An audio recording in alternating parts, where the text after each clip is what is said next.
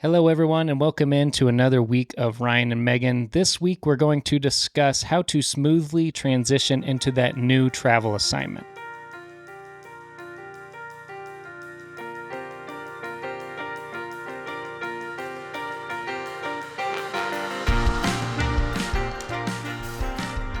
Welcome to the Ryan and Megan podcast. This is episode number 25. We are two traveling physical therapists. We now have two little girls, so we travel as a family. And today we're talking about how to transition into your new contract because recently that's what we've been up to. Yes, we just went from working a contract for 9 months in Missouri, our home state. That had its own kind of interesting trials and errors to think about, traveling in your home state, a little bit of local travel. We've done videos on that. But now we're at a new contract at really a dream location for us, Colorado. Yeah, we're in Colorado. I've already got the merch from the stores in Colorado. Yeah, that is a good shirt right there. And we're loving it. The weather's been fantastic. The outdoor activities are top notch. We enjoy being outside because it's not so humid like Missouri. We haven't had mosquitoes. I think maybe we missed the mosquito season. I've had some locals tell me about them.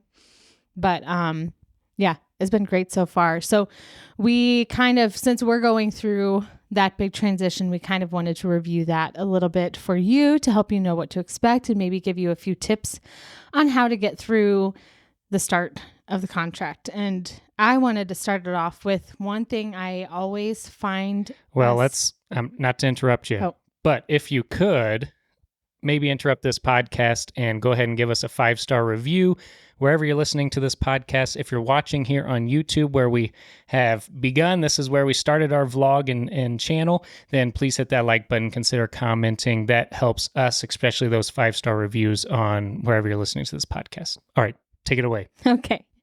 So one of the first things that comes to mind when we are getting ready to go to a new location is the fact that it's never exactly how we imagine it to be in our head. We always find ourselves saying that as like, this is not what I expected, or this isn't what was in my head. And not that always means that it's bad, like it's a bad thing it's not in my head. It could be good. It's just the fact that it feels unfamiliar, no matter how much you try to prepare your mind. Yeah, I think people fall on either side of this spectrum. For me, I fall on the side where I'm imagining some Instagram picture-esque place that I am going to for this new fun travel assignment. I imagine what I see on Instagram, like us in our RV right by this babbling brook in the mountains, and then I'm working at this awesome place. But usually when we roll up, it's like a normal suburb or a normal city or a normal what you're used to.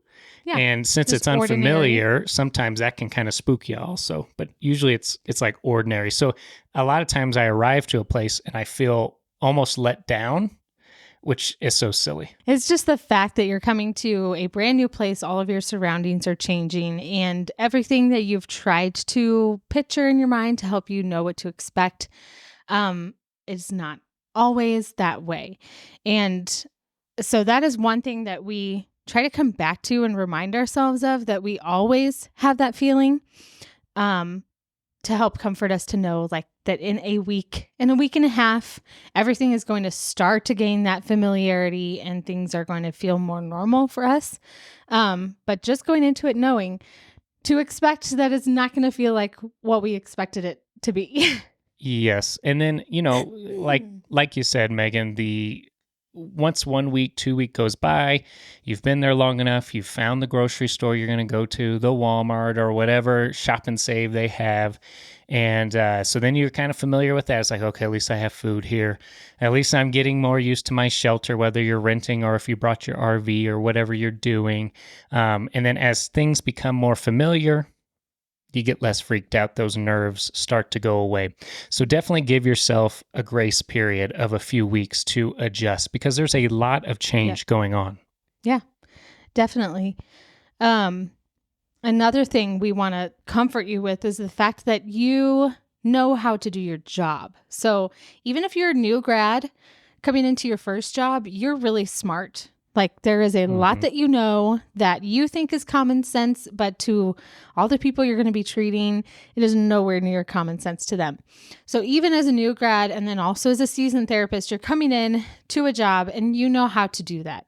Even if you're changing settings, You know how to be a therapist. right. That's not the aspect that you really have to worry about. It's everything else is changing. And in regards to that, it starts to feel like home in a week. You get into your routine and into your rhythm. Yeah, I think getting into your rhythm, or I always like to say when I start a new contract, I'm trying to find my flow. And flow is like our family flow. So, again, where are we going to grocery shop? What does a normal day look like at this new place? Where are the parks for our kids? Like, what's our daily flow? It's going to take a little bit for your family to get into that flow, or if it's just you and maybe you and your partner, or maybe your solo traveler, until you get into your citizen flow. Then there's the flow of work. And so I know how to be a therapist. That part's not a big deal. I'm working a home health contract here in Colorado. I've worked home health a lot. I know that setting. So I'm not worried about that. My flow is, can I learn their documentation system? What expectations does the clinic have for me as a therapist? Each place is a little different. It's nothing crazy, but I learn what their flow is, and then I kind of morph to that. And then a week, 2 weeks in, I kind of have their workflow down. I can't hardly even think about my last assignment workflow. It just becomes your new norm. That is something that always shocks me is how fast we settle into our routine. A new norm. Yeah, a new normal. Like your routine is basically always the same no matter where you're at, especially when you think about traveling with kids. It's like, oh, how are you going to do this here? How are you going to do the same things in this brand new location every 3 to 6 months? And honestly, I'm feeding them. They're napping. I'm dressing them. There's a library close by. We go to the library with We're them. going to There's parks. Yep. So the routine honestly stays the same. It's just getting comfortable with the new surroundings. And I would say if you are traveling as a family, make sure you give your kids and yourself extra grace during those first couple weeks, because all of the discomfort that you're feeling, the kids are also going to feel. And so there might be extra outbursts. There might be weird schedules while you're traveling to the new place. There might be different food that you're not used to eating. So that is a lot of change, and it takes a little bit of time to settle into things. So just give everybody extra grace. Yep. Your kids, or even if you're a team traveling, give your partner who you're traveling with some grace, because they're also experiencing all that. And on top of, if they're working, maybe they're starting a new job, they're meeting new coworkers. So give each other grace for sure.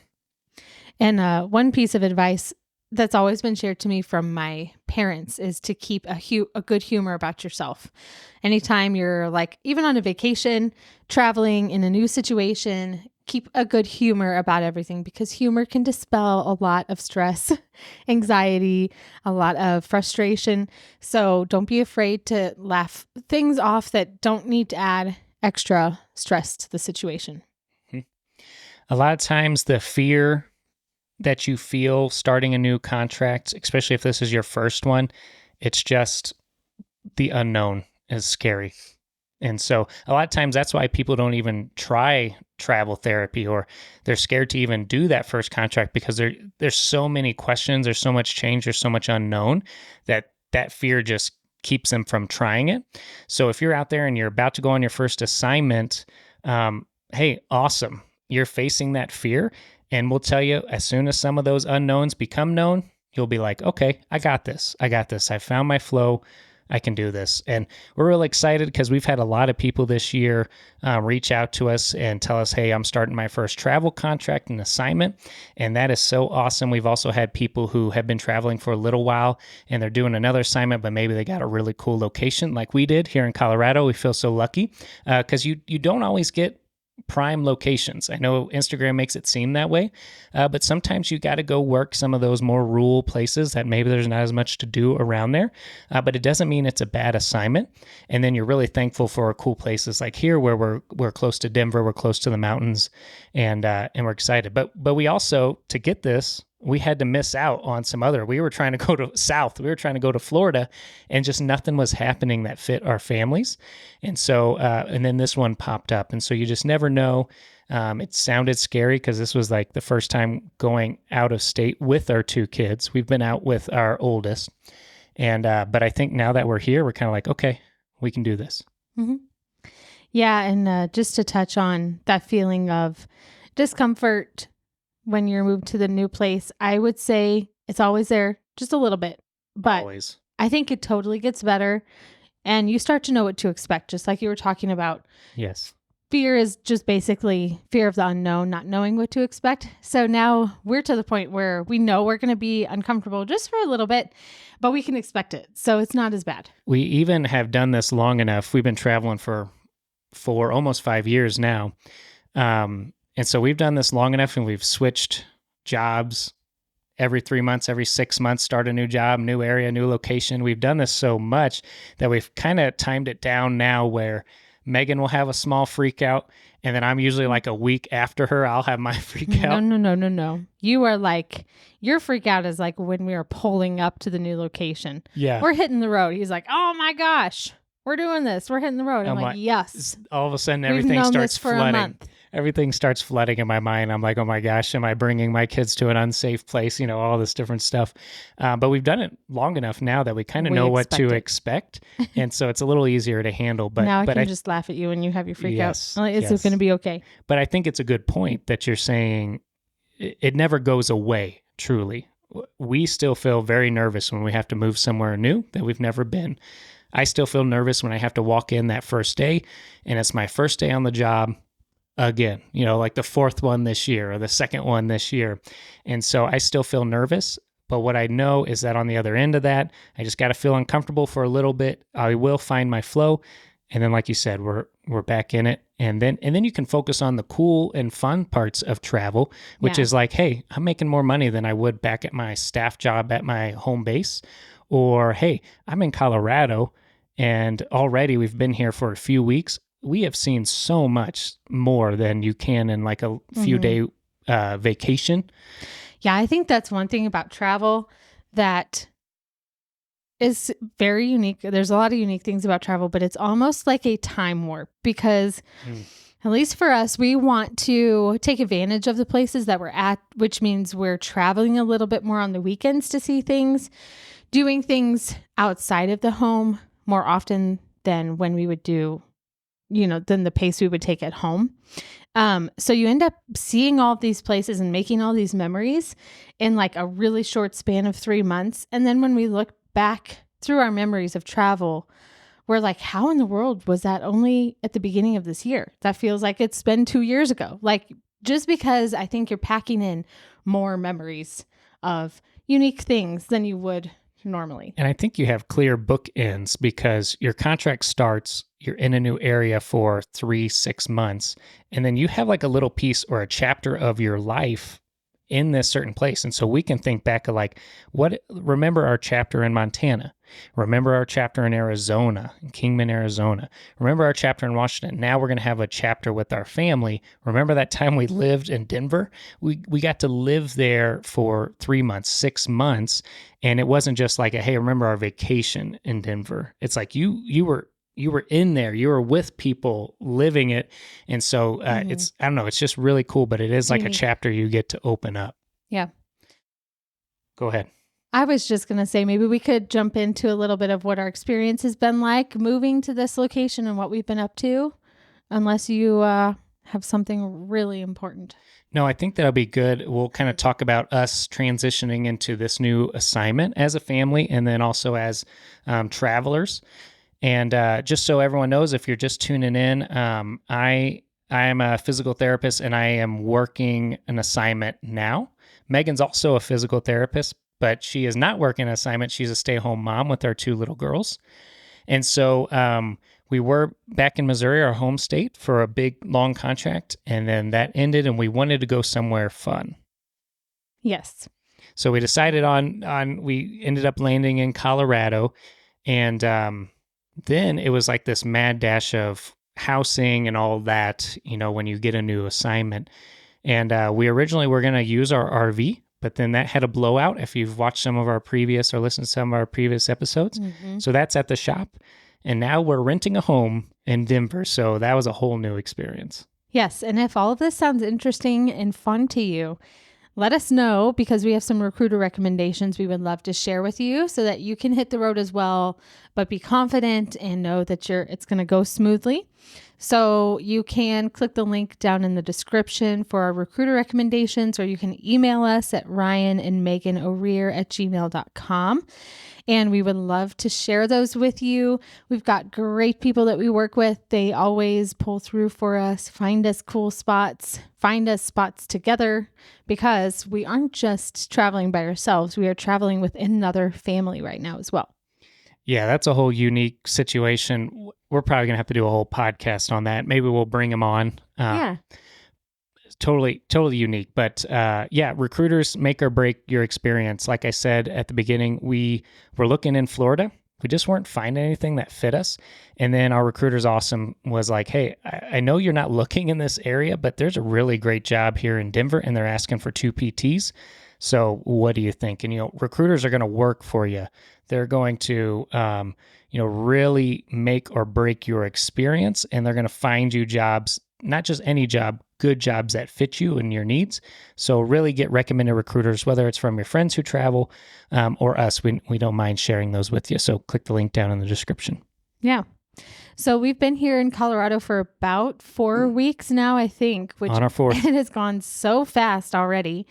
And we have seen so much, but we only took a week off of work between our contracts to travel because it was a little bit longer of a drive, and the kids can only do about, 3 hours at a time. You can stretch it to 4 to 5, 6. They did great, guys. They did really fantastic. They blew my mind. Yeah, I was surprised. We use tablets and we use movies on the long car rides because there's just yeah, that's a long time to sit. But we took breaks on meals, let them get out, run around, stretch. We didn't pee when they were asleep. No, if they're sleeping, you're driving through as parents. Yeah, it doesn't matter what kind of need you have. You got to shut it down. We were really thankful. My dad actually drove my home health car out later to meet us. And so we all got to be in the same vehicle. That is so helpful. We do bring 2 vehicles so Megan can go places with the girls during the day while I work home health with the other car. So that was super helpful to be in the same Having car. 2 people in one vehicle so that one can drive and one can attend to the kids is a game changer, because if you don't have that and they're freaking out, then you either got to get used to screaming or you have to pull over a lot. So that was really, really helpful. But speaking of your dad, he drove the extra car in for us, and then he stayed for over a week. Yeah, he stayed, and some more of your family came in. Mm-hmm. So we were able to start the contract off with a bang and go see Rocky Mountain National Park and Red Rocks. Red Rocks went Amphitheater. To Red Rocks. Went down to Seven Falls. Yep. Near and Colorado Springs. Yeah. Mm-hmm. Yeah. Yeah, we hit the ground running with my family coming. It just happened to be the Labor Day weekend, so my sisters had some time off, so did my brother, so they flew out. That's an awesome additional perk of travel, is that your family can go out to these cool locations and meet you there. And what a cool memory that we now have. Mm-hmm. Yeah, it was so fun. The first week, though, that we were here, and some of you guys might relate to this, or at least it'll be on your mind now, the house that we're filming in right now, we did not get the first week. So we couldn't get to this house that we're renting now until a week in. We had to piece together a week at a 2-bedroom, 2-bath apartment, essentially, with another family. And again, we're traveling with another travel couple with their kid. And my dad stayed with us. So we were piled in. It was a little hectic, a little crazy. It was a little uncomfortable, but sometimes you got to do that stuff to get where you want to be. And I'm so thankful for where we are now. That apartment had great parks, right? Like walkable distance. And there's still great parks close to where we're at, but especially the apartment. And we were like, man, Colorado has got it right. Colorado, with their parks. You do have it right. There's walking trails to different Everywhere. parks, and the Walking parks trails between like neighborhoods. The parks are beautiful too. Like the kids love them. There's fun things to do. They're clean, and I think Missouri, we just don't like to be outside in the summer because you can't or you die. So we don't have as many nice we parks. have good parks. We got good parks, but we've been impressed. Not this extensive, yeah. Mm-hmm. Anyway, yeah, I would say that's one thing that has gotten harder, at least from my perspective in travel. Like no matter how you travel, is housing. So like RV, renting a house, like everything is just expensive, taken, like booked. We had a lot of trouble actually on Furnish Finder, which we normally recommend. And, we do still use, but it wasn't really updated accurately as far as what dates were open. And that's just based on how the people like manage and maintain their listing. So it's challenging to find housing. And I think maybe that's just because there's more people who can do remote work, more people traveling since 2020. So that's something that you have to work through, but just know, I think it's worth it, and know that you're probably going to face that wherever you go. So don't let that keep you from going to the cool places as well. Yeah. Rentals, I think, are getting tougher to find. And just because you have an RV or if you like RVing like us, sometimes it's hard to find RV parks now. It's been really tough. Mm-hmm. Now we limit ourselves a little bit. We're looking for something specific because we need something bigger since we have kids. So that might, if you're a solo traveler and you're just looking to rent a room, a lot easier, probably fine. But it has gotten tough. Yeah. But we got blessed and lucky with this place that we are renting now. It is super pretty, super comfortable.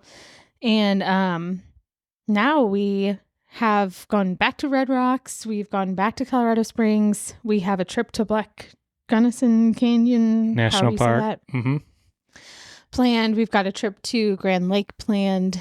We're going to be all over the mountains. We got to check it out. And then the leaves are going to start turning here soon in a couple weeks to that awesome yellow that the aspens changed to. So we're really excited to get that foliage. Yeah, a couple weeks ago with my family, we got to go to Rocky Mountain National Park for the first time together. Megan's been, I've never been. So that was like our 26th national park, which is kind of crazy on this journey for you and I, 26 national parks. And previously, like just before that, Megan found 2 kid backpack carriers. You carry your kid in on Facebook Marketplace. Originally like $320, but we got them for about $7,500. $7,500. 75 and $100. We got 2 of them because we got 2 kids, and so we got to do a hike in Rocky Mountain National Park, and that might be one of the very first hikes we've done in a long time. Because with small kids, it's a little tougher. Yeah, but we did like a true hike up to some pretty places. Yeah, I'm really glad we got those. They've been well worth it. There's no way we would be able to hike without them. And the girls love them. It's great. We went with the brand Duder backpacks. Yep. Because Ryan knew those were a good brand and they've been fantastic. They have little canopies for shade. But yeah, it's been a while since we've hiked regularly. Like we were in Washington before we had either of our kids when we were used to hiking. And we didn't realize hiking really gets you into hiking shape. It'll get you into shape quick. And so now we're going from no hiking to hiking with kids on both of our backs. And it is challenging, but it felt really good. Mm-hmm. It's worth it and fun. The Colorado effect on our activity level has been insane. I tracked my like steps and I was like barely getting 4,000 steps. And now I'm averaging daily like 8 to 10 or more. And so it's just kind of funny, you go somewhere where everyone's active and then all of a sudden you're pretty active. And I know. I've lost 6 pounds in 1 month since we've been here. Just because you can be outside and do more stuff. It's wild. It is wild. I love it. It is really amazing. So Colorado's making a really great impression on us. We love the mountains. If you've been following our channel, we are mountain people. Mm-hmm. And Reagan loves it. Every night before she goes to bed, we pray and we ask her if she wants to pray for anything that she's thankful for. And she's like, always says the mountains or Colorado, or when we're driving, she can see the mountains out the window and she'll point them out. She'll point them out to her sister, and it's really sweet. It's really sweet. The girls have done so well. Yeah. As for kind of transitioning and the work life, like how that's been going for me, it was a pretty quick onboarding process. Again, I've been in the home health setting, so I felt comfortable with that. To kind of describe it out, the first day is usually like computer stuff. You're getting your tablet, you're getting your equipment. They make you do different training videos. Most places are going to have you do that. The next day is usually like a ride along, especially in home health. You're going to ride or shadow another therapist. Again, not that they're teaching you how to be a therapist. It's more of, what do you have to document? What things do I need to look for that the agency is looking for? So I did that. And then usually day 3, they'll start you out with a couple patients, not a full workload. And then by day 4 or 5, towards the end of the week, then they want you up and rolling. Now, if you're a new grad or this is your first time in that setting, this is a great time during the interview when you're talking to them, just kind of let them know and get a good idea what their orientation process looks like. So you can ask for additional days or flexibility. When I say that they're like raring for me to go on Thursday or Friday, it's not like I'm out on my own. They give me context. There's going to be other therapists I can lean on.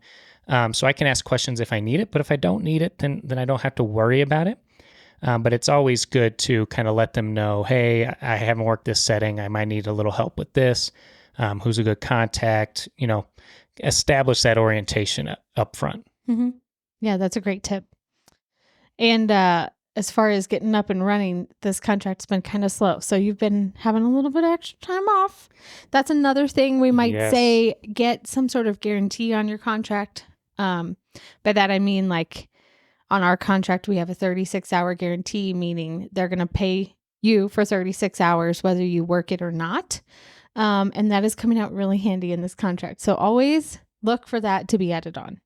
We used to, of course, you always want to have your recruiter ask and strive for a 40-hour guarantee, meaning if they only give you 20 hours, they're going to pay you 40 full hours. A lot of places nowadays, at least the past few years, won't give that 40. They've been dropping it down to 36. That's still not bad. I would definitely try to get 36. If the place is trying to get you at 32 or even lower, I'd be a little iffy about that before you sign that contract. Because right now, there's been a couple weeks I have barely worked like under 30 hours. And so you want that guarantee to be up there on that contract. Yeah. Well, I think that's a good little recap of what we've been up to and a few things that we have planned in the future. And is there anything else you'd like to share?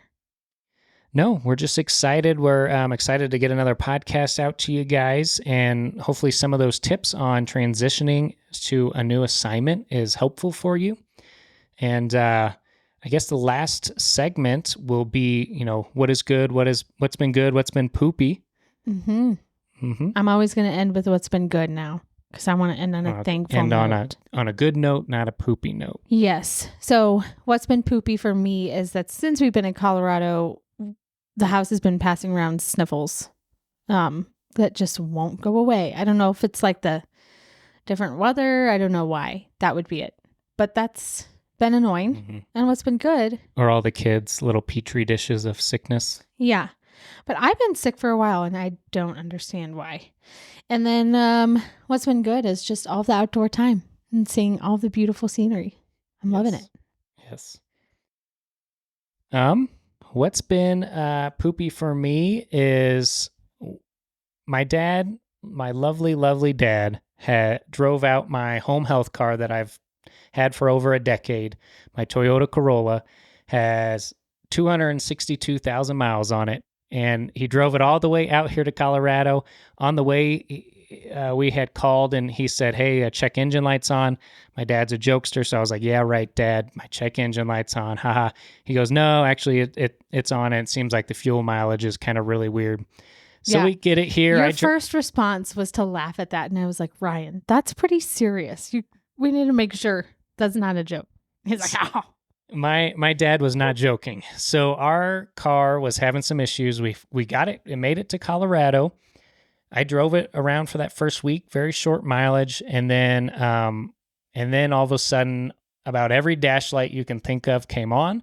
It started like really like shifting hard and revving, and we were like, "Uh-oh, I think it's about to die." And I've always said I will drive this car till the wheels fall off.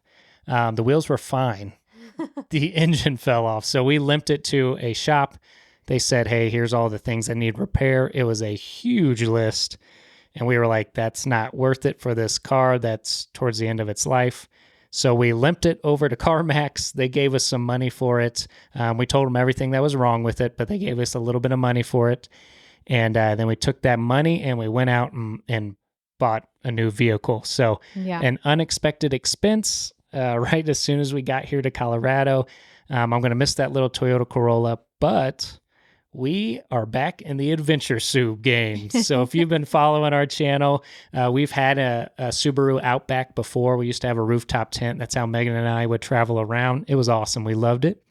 But that car died as soon as we went to our Texas contract, and we had to get rid of it. And so it's kind of exciting to get back to it. Yeah. And it's the newest vehicle we've ever had. It's got the most bells and whistles. So is this your good?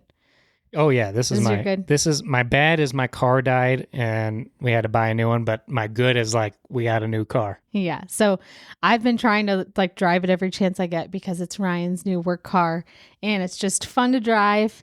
But we're very blessed and thankful that we were able to find a car that we could purchase and that you have a car to drive for work to make us money. Yes. But it is a lot of fun to drive. It brings back those memories of all of the adventures that we did in our Subaru. And every time we get a new car, it's like a huge like luxury to us because we do normally get a newer vehicle, but we've never bought a brand new vehicle. We've never gotten one with all of the highest trim or anything. And this is still a used car. It's a 2019. It's still a used car, but it's very new to us because we drive old cars. We had like we've had multiple 2010s. Yeah. And we drive the wheels off. That's why it's fun because there's always a few new little perks that come with the extra features or the newer car. So we're like, woohoo, we get a map on our screen. Yeah, we get navigation on the screen. Your phone can sync up to it with Bluetooth. Yeah. Remember when we first got our old Subaru Outback and we put that baby in reverse, we were test driving it and a backup camera popped up on the screen. Not even on a screen, it was on the rear view mirror. It was on the rear view mirror because it was a low trim model and both of us were like, "Oh, a backup camera. It's amazing." And a roof window thing. Yeah, moon roof. Yeah. So that's fun. That's what's been going on. My home health car finally died. Yeah. Rest in peace. We got the new Adventure Sub. Excited. Got your minivan worked on today. Yeah. And got a lot of work done on cars. But we're having a good time out here in Colorado. Yeah. Well, we just want to say thank you for listening. Hopefully some of that was helpful. If you have any questions, feel free to comment down in the YouTube comments or send us an email, send us a DM, whatever you want. And we try to answer as much of those as we can to help you guys out. Again, thank you for listening. Hit that like button, consider subscribing. And until next time, see ya.